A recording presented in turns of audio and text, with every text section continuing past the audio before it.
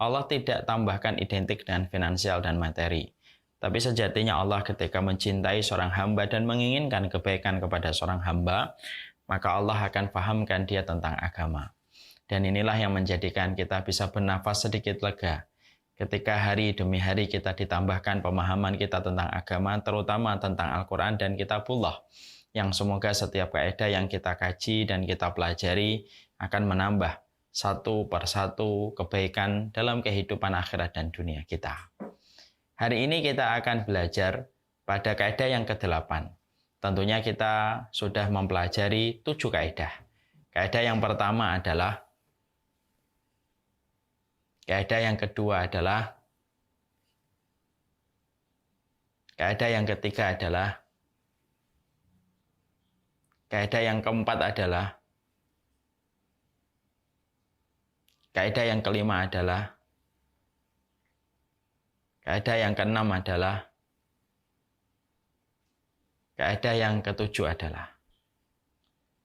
7 kaidah telah kita kaji, sebagaimana yang tadi saya terangkan sesuai dengan petunjuk jari saya satu persatu. 7 kaidah itu betul-betul akhirnya kita mendapatkan pencerahan. Betapa luar biasanya setiap ayat. Ayat ketika ditafsirkan oleh para ahlul ilmi layaknya samudra. Walaupun kita rajin memancing dan mengambil ikannya seakan-akan ikannya tidak pernah habis. Itulah samudra ilmu dan betapa beruntungnya kita termasuk pada kategori hamba-hamba Allah yang beriman kepadanya dan diberikan hati yang senantiasa bersyukur ketika mendapatkan petunjuk dari Kitabullah menjadi bimbingan pada kehidupan kita. Sekarang kita akan mengkaji kaidah kita yang ke-8. Kaidah yang ke-8 Allah menyampaikan pada surat An-Najm ayat yang ke-38. Ala taziru waziratu wizra ukhra. Sesungguhnya seseorang yang berdosa tidak akan memikul dosa orang lain. Mari kita dengarkan dulu bagaimana lantunan ayat suci ini akan menjadi kaidah dari pembahasan kita kaidah yang ke-8. وَلَا تَزِرُ وَازِرَةٌ وِزْرَ أُخْرَى. Pada ayat ini, surat An-Najm ayat ke-38, tentunya kita harus paham ayat ini memiliki kedudukan yang tinggi, kedudukan yang besar, dan banyak kaidah, banyak sekali persoalan tauhid, persoalan akidah, persoalan fikih, itu mendapatkan petunjuknya melalui ayat-ayat ini. Bahkan saking pentingnya ayat ini, Allah mengulang hampir serupa dengan ayat yang semacam ini pada 5 tempat. Yang pertama dalam surat Al-Isra ayat 15. Yang kedua pada surat Al-An'am 164. Yang ketiga pada surat Fatir ayat yang ke-18. Yang keempat surat Az-Zumar ayat yang ke-7. Dan yang kelima yaitu surat An-Najm 38. Ayat ini sebenarnya bahwasanya ketika ayat ini diturunkan menjadi firman-Nya Allah, maka Imam Ibnu Katsir menyampaikan bagaimana maksud dan interpretasi pada ayat ini. Beliau mengatakan kullu nafsin dolamat nafsaha bi kufrin aw syai'in minad dunubi fa innama 'alaiha wizruha la yahmiluhu anhu ahadun. Sesungguhnya Imam Ibnu Katsir berkata, setiap jiwa yang mendolimi dirinya dengan perbuatan kekufuran, perbuatan kemaksiatan dan dosa, maka dia memikul dosa itu sendiri dan dosa itu tidak mampu ditanggung dan dosa itu tidak akan dipikul sama orang lain. Itulah yang disampaikan oleh Imam Ibnu Katsir ketika beliau menyampaikan ala taziru waziratu wizra ukhra, yaitu adalah seseorang tidak akan pernah menanggung dosa orang lain. Ayat ini kalau kita mau terapkan pada kaidah-kaidah yang kita bisa terapkan pada persoalan fikih atau persoalan tauhid, tentunya akan banyak sekali ilmu yang kita dapatkan. Banyak keyakinan-keyakinan syirik terkoreksi. Keyakinan syirik itu ketika kita menerapkan ayat ini untuk menjadi kaidah pada persoalan akidah dan persoalan tauhid. Ayat ini pula kalau kita terapkan pada pembahasan fikih akan menjadi banyak sekali kesimpulan-kesimpulan hukum fikih ketika kita menerapkan ayat ini pada persoalan fikih. Karena sesungguhnya ayat ini memiliki pengaruh besar dalam setiap ketetapan yang ada pada perkara tauhid dan perkara-perkara fikih. Tapi kita pada kesempatan ini, pada kaidah yang ke-8, kita tidak berbicara pada surat An-Najm 38 bahwasanya satu dosa tidak akan dipikul kecuali oleh pelakunya. Kita tidak berbicara dalam ranah akidah, kita tidak bicara dalam ranah fikih. tapi kita relatekan atau kita koneksikan ayat ini dalam medan kehidupan kita sehari-hari, supaya kita mampu untuk merealisasikan ayat ini dalam kehidupan kita selaku manusia yang beriman kepada Al-Quran.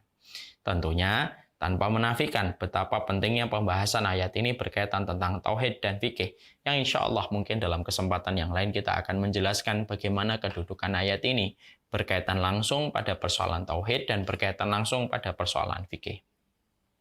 Ketika kita akhirnya paham, kita tidak bicara pada ranah fikih dan tidak bicara pada ranah akidah, maka kita bicara dalam ranah kehidupan sehari-hari. Ayat ini memberikan kepada kita sebuah kebijaksanaan yang berfondasi pada keadilan. Ayat ini bicara tentang keadilan.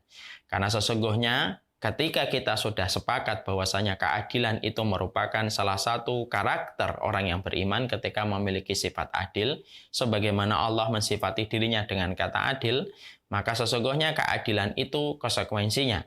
Sesungguhnya kita harus menyikapi masalah yang terjadi, menyikapi persoalan yang terjadi. Harus dikembalikan dan harus disikapi sesuai dengan konteksnya. Dan tidak boleh melebar kemana-mana. Yang apabila kita tidak adil ketika menyikapi satu masalah yang terjadi, ketika kita tidak adil menyikapi satu kekurangan yang terjadi, akan menjadikan persoalan itu merembet kepada perkara-perkara yang lainnya, yang sejatinya terkadang kita akan menyeret orang yang tidak terlibat pada persoalan langsung yang terjadi di hadapan kita. Inilah yang membedakan kita, cara kita menetapkan bagaimana kehidupan kita ketika mendapati sesuatu. Islam menetapkan syarat keadilan. Dan kita mendapati surat An-Najm 38 dalam kaidah yang ke-8. Bahwasanya orang yang adil itu adalah orang yang menyikapi satu kesalahan sesuai dengan tingkat kesalahan itu dan yang melakukannya dan tidak melebar kemana-mana. Jangan sampai kita menjumpai kehidupan kita layaknya Fir'aun. Fir'aun ini adalah salah satu contoh ketidakadilan di dalam persoalan hukum ketika dia memiliki kerajaan bernama Mesir pada saat itu. Ketika kita menjumpai Fir'aun itu ketika dia bermimpi, ada salah satu anak laki-laki Bani Israel yang akan melengsarkan kekuasaannya dan menggantikan kekuasaannya. Maka yang dilakukan oleh Fir'aun adalah serampangan. Yang dilakukan Fir'aun adalah tidak ada keadilan. Maka dia memutuskan bahwasanya dia adalah Tuhan yang Maha Esa dan Maha Tinggi, ana rabbukumul a'la. Dan yang dilakukan kedua oleh Fir'aun adalah dia menetapkan sebuah kepres, sebuah keputusan raja, bahwasanya setiap bayi laki-laki yang lahir harus dipenggal kepalanya tanpa terkecuali. Akhirnya banyak anak-anak bayi yang sejatinya tidak berdosa terkena dampak dari keputusan yang dilakukan oleh Fir'aun. Ketika Fir'aun hanya ketakutan kepada satu bayi, tetapi menyebabkan dia mengalirkan darah bayi-bayi yang ada pada waktu itu. Dan itu tidak terhitung berapa bayi yang terpenggal kepalanya oleh pasukan khusus yang dibentuk oleh Fir'aun. Disitulah kita menjumpai, itulah ketidakadilan. Maka di dalam kehidupan kita sehari-hari, kaedahnya orang yang beriman, ketika kaedah itu berjalan sesuai dengan bimbingan dan petunjuk Quran, orang yang beriman itu memiliki sikap yang berbeda dengan sikap barbarnya tirani Fir'aun. Tapi memang begitu. Tirani itu biasanya kalau sudah mulai kehilangan kekuatan, kehilangan wibawa di antara masyarakatnya, biasanya akan menyerang siapapun yang dia curigai akan merongrong kekuasaannya, dan akhirnya siapapun akan diserang. Walaupun mungkin yang diserang terkadang tidak melakukan apa-apa, tapi begitulah sifat orang ketika akan jatuh. Ketika akan jatuh dan tenggelam akan meraih apa saja untuk mempertahankan eksistensi kekuasaannya. Tapi kita tidak bicara tentang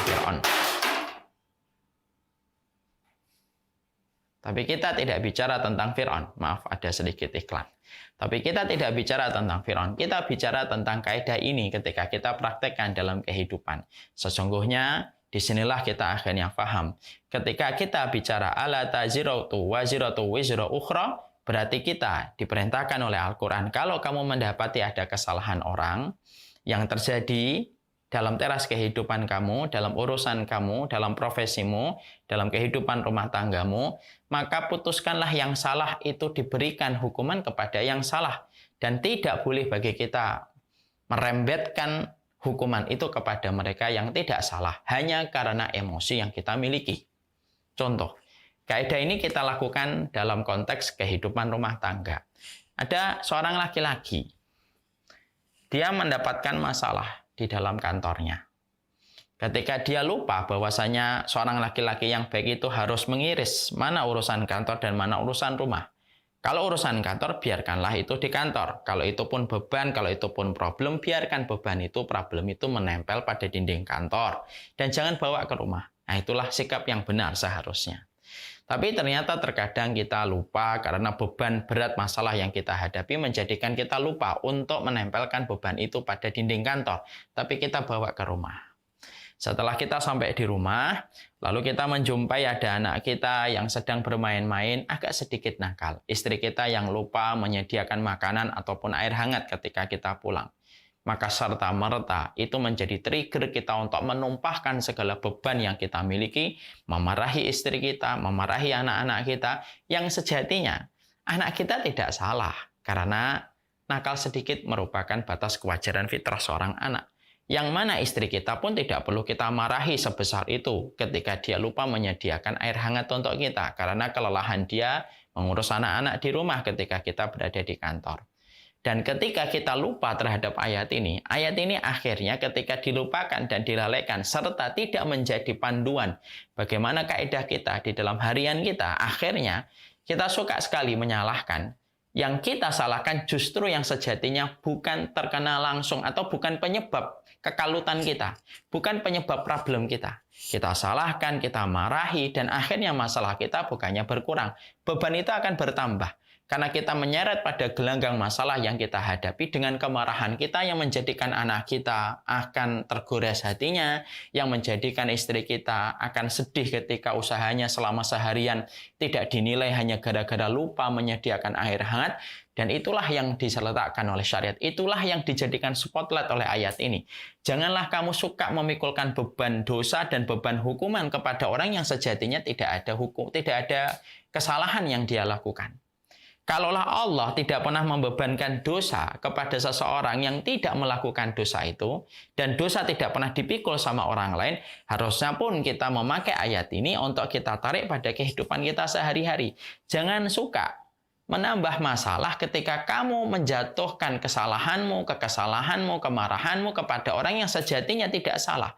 Hanya karena dia berada pada radar yang sama di sekitar kita. Sama pula ketika kita dalam kehidupan bersama teman-teman atau bersama dengan teman kerja. Kadang-kadang kita menjumpai ada teman kerja kita, itu kita ada masalah dengan dia. Maka merembet. Akhirnya apa? Akhirnya merembet kepada hal yang lainnya. Kita membenci, menyalahkan istrinya, menyalahkan anaknya, dan akhirnya semacam itu yang terjadi. Akhirnya orang yang tidak tahu masalah yang ada, akhirnya terlibat masalah juga. Berapa banyak seorang laki-laki bertengkar dengan temannya, tapi istri-istrinya pun ikut disalahkan dan ikut untuk terseret dalam masalah. Kenapa? Karena kita memikulkan kesalahan suaminya kepada istrinya yang sejatinya istrinya tidak tahu masalah yang dilakukan oleh suaminya. Makanya Rasulullah itu luar biasa. Rasulullah SAW itu luar biasa. Ketika Nabi dikecewakan oleh penduduk Taif, maka Nabi berharap bahwasanya keturunan-keturunan warga Taif nanti ada yang beriman. Dan Nabi tidak marah sama keturunan-keturunan itu. Makanya Nabi ketika menyikapi seorang sahabat yang bernama Ikrimah bin Abi Jahal, itu berbeda dengan menyikapi Abu Jahal, walaupun Rasulullah tahu betapa bapaknya itu betul-betul menjadi musuhnya Islam. Disitulah kita harus paham. Seni Rasulullah memisahkan mana yang melakukan kesalahan dan mana yang tidak melakukan kesalahan itu salah satu seni interaksi paling indah dalam kehidupan Rasulullah. Seni interaksi yang indah dalam kehidupan Rasulullah. Nabi membedakan Abu Jahal dengan Ikrimah. Padahal Ikrimah salah satu pahlawan besar di dalam Islam. Nanti kapan-kapan kita bedah sirahnya Ikrimah bin Abi Jahal. Nabi ketika memisahkan penduduk Taif dengan keturunan-keturunannya itu menjadikan kita memahami.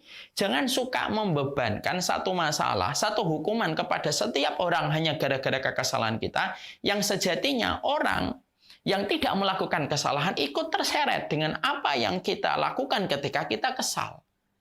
Sama. Kadang-kadang kita jumpai ada satu anak Kemudian ketika anak itu melakukan kesalahan, yang kita salahkan semua anak. Padahal anak-anak yang lainnya tidak mengerti apa yang dilakukan oleh saudaranya ketika melakukan kesalahan. Berapa banyak istri ketika dia lagi kesal sama suaminya, maka mertuanya pun akan menjadi objek kekesalan dia juga. Padahal orang tuanya, mertuanya tidak tahu apa yang dilakukan oleh sang anak. Berapa banyak seorang suami ketika dia marah, kesal dengan istrinya, maka dia akan berakibat dia membenci pula kakaknya, membenci adiknya, membenci mertuanya.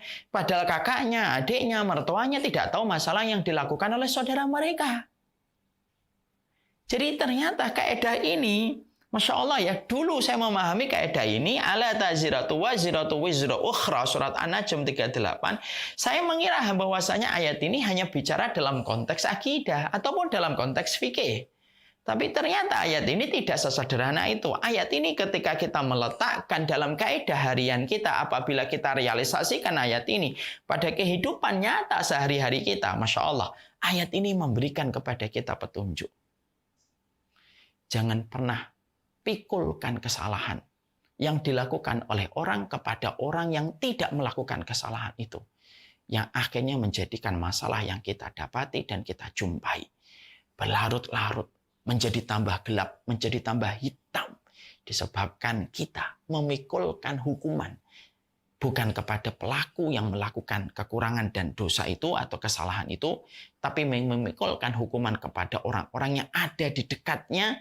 Sampai akhirnya ruwetlah masalah, layaknya benang. Semakin kemudian kita ruwetkan, semakin sulit kita akan menguraikan benang itu. Masya Allah. Ini luar biasa ayat ini. Makanya jangan sampai pola pikir orang mukmin ketika mereka telah mendapatkan kenikmatan Quran, pola pikirnya itu pola pikir sebagaimana Fir'aun. Fir'aun itu takutnya dan khawatirnya kepada satu anak laki-laki Bani Israel. Tapi yang dilakukan oleh Fir'aun sang tirani luar biasa. Dia bunuh, dia buat keputusan raja. Bagaimana setiap anak laki-laki yang lahir itu dipenggal kepalanya. Serampangan. Islam tidak pernah memberikan atmosfer pada kehidupan orang yang beriman untuk tidak adil. Allah itu adil. Makanya Allah tidak pernah pikulkan beban dosa kepada orang yang tidak melakukan dosa itu. Dan itulah yang kita jumpai pada surat An-Najm ayat yang ke-38. Mungkin pada pembahasan ayat ini ada yang bertanya, bagaimana kita meletakkan ayat Al-Anfal 25 ketika kita korelasikan dengan surat An-Najm 38 yang tadi Ustaz sampaikan, bahwasanya dosa tidak mungkin akan dipikulkan kepada orang yang tidak melakukan dosa. Bagaimana dengan ayat yang berbunyi wattaqu fitnatan la tusibannal ladzina zalamu minkum khassah wa'lamu annallaha syadidul iqab. Wahai manusia, sesungguhnya takutlah kamu terhadap satu fitnah yang tidak hanya mengenai kepada orang-orang yang zalim saja, tapi akan mengenai kepada orang-orang yang sholih. Wa'lamu, maka ketahuilah sesungguhnya Allah itu keras azabnya. Sekarang ayat Al-Anfal, ayat yang ke-25. Gimana kita mengkorelasikan dengan surat An-Najm 38? Yang sejatinya surat An-Najm 38 memberitahukan kepada kita bahwasanya pikulan dosa itu tidak dibebankan kepada orang lain. Tapi kenapa pada surat Al-Anfal 25 kita menjumpai Allah memberikan petunjuk? Takutlah kamu terhadap satu adab yang tidak hanya mengenai kepada orang yang zalim saja, bahkan orang yang sholih. Sebenarnya dua ayat ini tidak bertentangan. Maka sesungguhnya yang kita harus mengerti, orang yang terkena adab pada surat Al-Anfal 25 ketika Allah mengatakan fitnatal la tusibannal ladzina zalamu minkum khassah. Sesungguhnya orang-orang yang terkena fitnah dan terkena adab di sini adalah orang-orang yang mereka itu juga zalim. Falam ya'khudhu ala yadayhi aw syakka aw ya'umuhumullahu bi'iqabih. Makanya kemudian sampai kita juga mendapati perkataan dari Imam Ibnu Katsir, dan itu diriwayatkan dari Rasulullah dalam riwayat Abu Dawud. Sesungguhnya orang mukmin atau orang yang kemudian mereka melihat kedzaliman lalu tidak berusaha untuk merubah, ada satu kekurangannya, dia tidak merubah. Ini dosa. Karena kemungkaran itu kita diwajibkan oleh Allah untuk merubahnya dengan tangan kita dan kaki kita. Ketika orang-orang muslim sibuk dalam ibadah, wajahnya tidak pernah berubah merah ketika melihat kemungkaran, sampai akhirnya dia mendiamkan kezaliman itu terjadi, maka Allah memberikan hukuman adab yang sama merata antara orang yang zalim dan orang yang tidak melakukan kezaliman tetapi diam. Kenapa? Karena orang yang menyaksikan kezaliman tetapi diam dan ridho, maka sama dengan pelakunya. Dan itu juga dosa. Kalau orangnya itu kemudian beriman dan berusaha merubah kemungkaran, dia tidak akan terkena azab. Jadi tidak ada pertentangan pada dua ayat ini. Inilah yang menjadikan kita akhirnya mempelajari An-Najm 38. Memberikan sebuah cahaya petunjuk. Kita ini dalam hidup harus proporsional ketika kita mendapati orang melakukan kesalahan. Berikan hukuman kepada yang melakukan kesalahan. Fokus kepada masalah yang menimpa kepada kita. Jangan melebarkan masalah ke yang lainnya. Yang akhirnya berakibat besar, berakibat buruk dalam kehidupan kita ketika kita memiliki masalah di kantor. Tapi yang menjadi objek kekesalan kita adalah orang di rumah. Sebuah kesalahan ketika kamu marah kepada suamimu. Kamu salahkan ayahnya, kamu salahkan ibunya, kamu jauhi orang tuanya, kamu jauhi bapak, kakak, dan adiknya. Padahal mereka sebenarnya tidak tahu kesalahan yang dilakukan oleh adik dan kakak mereka ketika menjadi suami kita. Termasuk kesalahan. Kalau kita mendapati ada istri kita memiliki kesalahan, kita benci mertua kita benci adiknya, kita benci anaknya. Yang notabene itu juga anak kita. Disebabkan kita tidak adil meletakkan bagaimana kesalahan sampai akhirnya orang yang tidak melakukan kesalahan ikut terseret dalam kekesalan dan kemarahan kita. Dan itu sejatinya tidak akan pernah menyelesaikan masalah dari apa yang kita jumpai. Alla taziru waziratu wizra ukhra. Ayat ini memiliki kaidah sangat indah. Keadilan. Sikapi masalah sesuai dengan porsinya. Sikapi masalah sesuai proporsionalnya. Dan jangan lebarkan masalah kepada orang-orang yang sejatinya tidak terlibat masalah yang sedang terjadi di dalam hati, di dalam hidup kita. Barakallahu fikum. Ini merupakan kaidah kita yang ke-8. Supaya kita paham, supaya kita mengerti. Adillah ketika menilai satu kesalahan dan satu masalah yang sedang terjadi dalam kehidupan hati dan jiwa kita.